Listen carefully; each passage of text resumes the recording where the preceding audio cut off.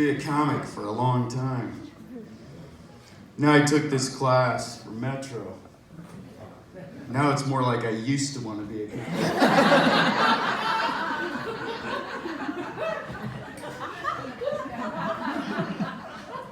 This stuff is hard. I first started comedy with Stephanie. We did improv. Improv's cool. For improv, you show up, you do your bit, and you leave. Plus, you have a troupe of other comedians behind you. If you're lucky, they might try and bail you out if you start to bomb.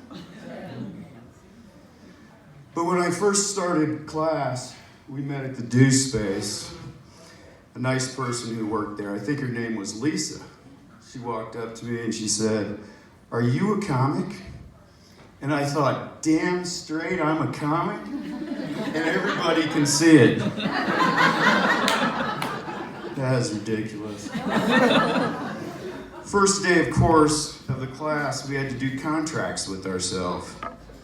So I did a contract. I said, I will not quit trying stand-up comedy unless somebody tells me to.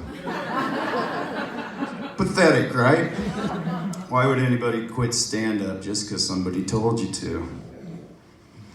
So I modified my contract with myself. My second contract said, I will only stop doing stand-up comedy if nobody ever laughs. But I got this.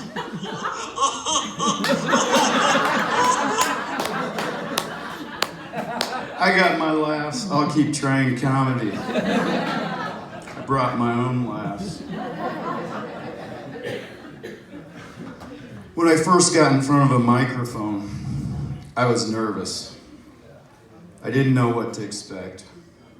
I shook.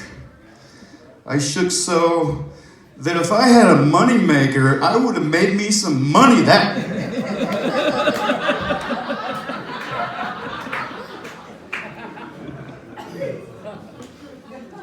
I told the class not to worry about the shaking.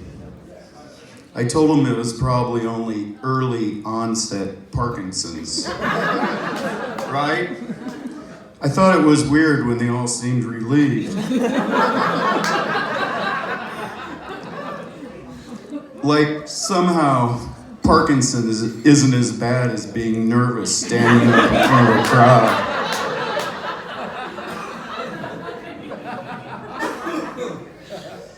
My name is Mark. My name is Mark Ward. My friends call me Psycho. It's not because of how I act or how I think. I was a psychology student in school. When I was a child, I thought my name was great. Mark Ward. How simple. Easy to spell. And when you added my middle name, Mark Edward Ward, it almost sounds like royalty. Yes, I am Mark Ward, the son of Edward Ward and Wilma Ward. It just kind of rolls off your tongue, doesn't it?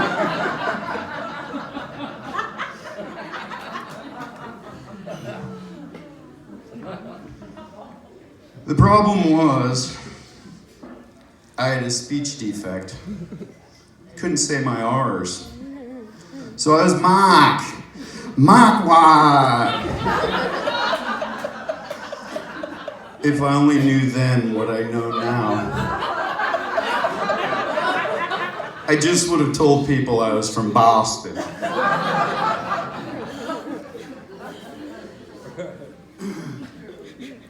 My wife, she says, I know you think you're funny, honey.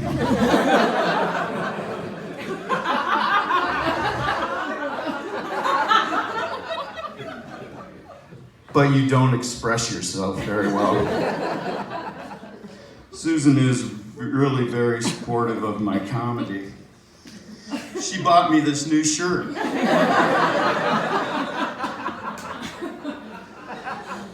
Susan is really very easy to live with. She has only a few rules. 1, be nice. And 2, don't embarrass yourself or anybody else. Great, how can I do comedy with those rules?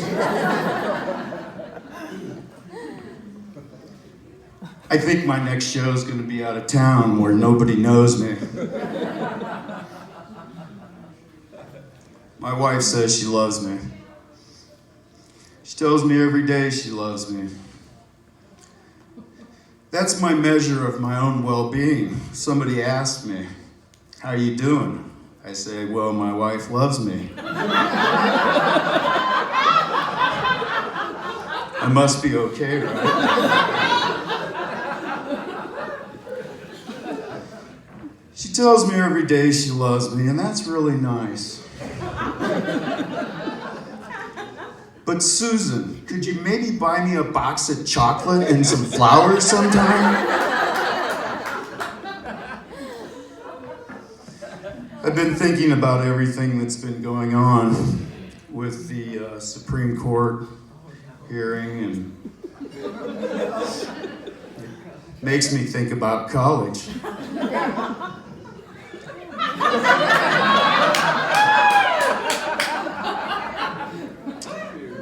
Yeah, I went to college. I liked beer. I liked drinking beer with my buddies. I still like beer.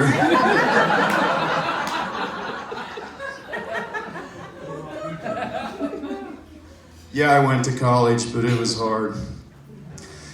It was difficult because I couldn't read or write so well when I got there.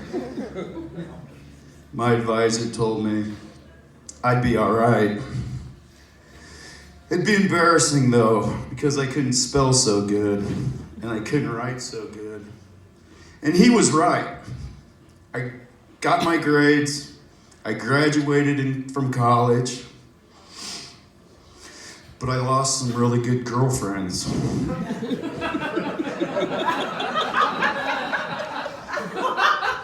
You know, it was back in the day when we had typewriters. And I would sit and dictate and tell them what to write. And then I'd see what they wrote and I'd get upset because it made no sense. And I said to them, why did you type that? And they looked at me like I was an idiot because I obviously just told them what to write. And they were all smarter than me.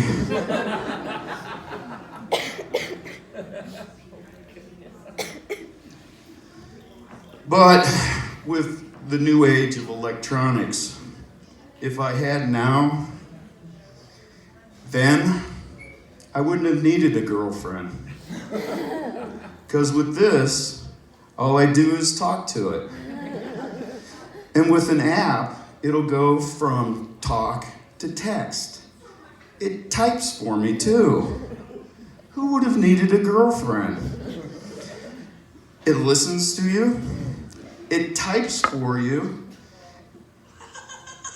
And it laughs at your jokes.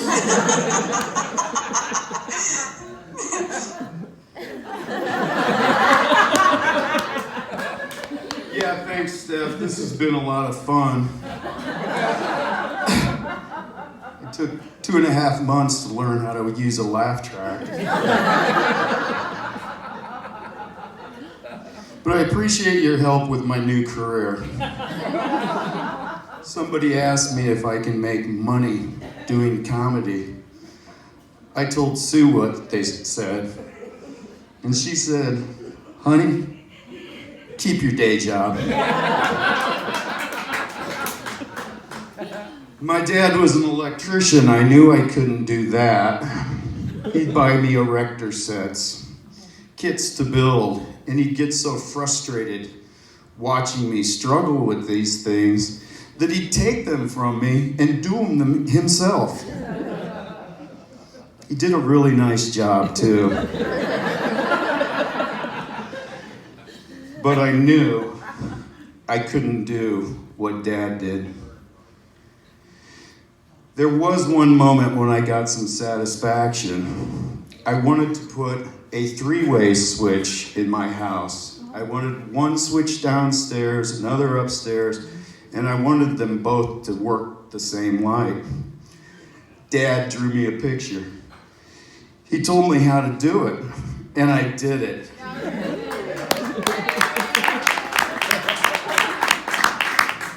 A real sense of accomplishment, even in my dad's eyes.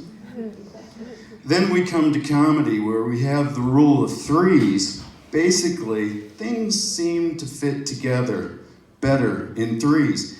It's like you'll set up your joke, and then you hit the punchline. It's like wham, wham, bam! Hey, honey, do you think there's any other three ways I might be able to master? What do you think? This couple back here, you look like fun.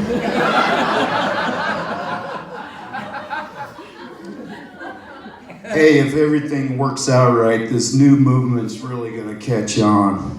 Maybe we can all join the new #Me3 movement. Thank you, that's all I got tonight.